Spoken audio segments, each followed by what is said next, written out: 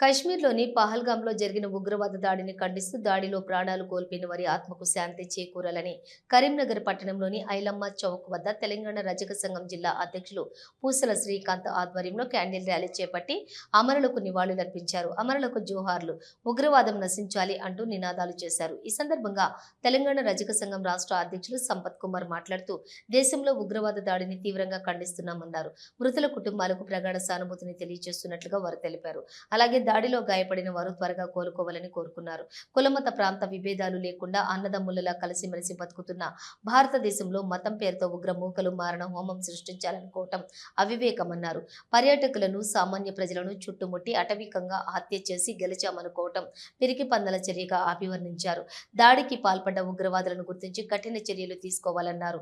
ఈ కార్యక్రమంలోని రజక సంఘం జిల్లా అధ్యక్షులు పూసల శ్రీకాంత్, నాయకులు కొల్లూరి కుమారు, కాల్వ మధుబాబు, రాచకొండ కుమరయ్య, జంగాలపల్లి శంకర్, చాట్ల తిరుపతి, కొత్తకొండ శ్రీనివాసు, బూత్కూరి శివకృష్ణ, వేదిర వెంకటేష్, రవి, ఉమ్మడి జిల్లా అధ్యక్షులు నాయి బ్రాహ్మణ సంఘం నాయకుడు జంపాల నరసయ్య, పొన్నాల శంకర్, కాల్వ పరశురాములు, పచ్చమట్ల లింగమూర్తి, కళ్లపెల్లి శ్రీకాంత్, నేరెళ్ల రాజు, శ్రీనివాస్ తదితరులు ఉన్నారు.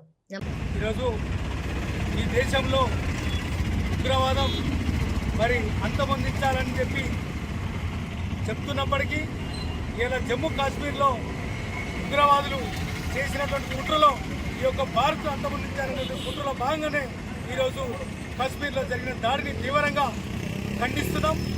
రానున్న రోజులలో అందరం సంగతిగా ఉండి అందరం పోరాడాలని, ఈ ఉగ్రవాదం నశించే విధంగా మనం ముందుకు సాగాలి. మన దేశ చరిత్రలో కూడా ఇలాంటి నీచమైన సంఘటన ఎప్పుడు జరగలేదు. 28 మంది ప్రాణాలు పోవడం అంటే మామూలు విషయం కాదు. వాళ్ళ పిల్లల ముందు, వాళ్ళ భార్యల ముందు వాళ్ళ ప్రాణాలు పోతుంటే వాళ్ళు చాలా రోదనలకు గురయ్యారు. ఇలాంటి సంఘటనలు పునరావృతం కాకుండా దేశంలో కానీ రాష్ట్రంలో కానీ మన కట్టుదిట్టమైన భద్రత ఉండాలి. ఆ భద్రత కట్టుబడి ఉన్నప్పుడే మన దేశం క్షేమంగా ఉంటుంది. అలాంటి దేశ భద్రత విషయంలో ఎలాంటి లోన్కైనా కావద్దు.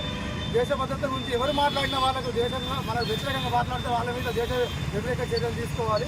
వాళ్ళందరినీ కూడా ఖండించి శిక్షించే విధంగా శిక్షలు మనం అమలు చేసే విధంగా మనకు భారతదేశంలో మన కోర్టులు రావాలి. అలాంటి శిక్షలు ఉన్నప్పుడే మనం భయపడతారు. అలా అంటే ఇప్పుడు ఎక్కడ కూడా మన తెలంగాణ కానీ ఆంధ్రలో కానీ ఎక్కడ జరిగినా అందరం ఖండించాలి. హిందువులందరం ఏకతాటిపై వచ్చి మన ఖండించినప్పుడే మన ఐక్యత మనకు తెలుస్తుంది.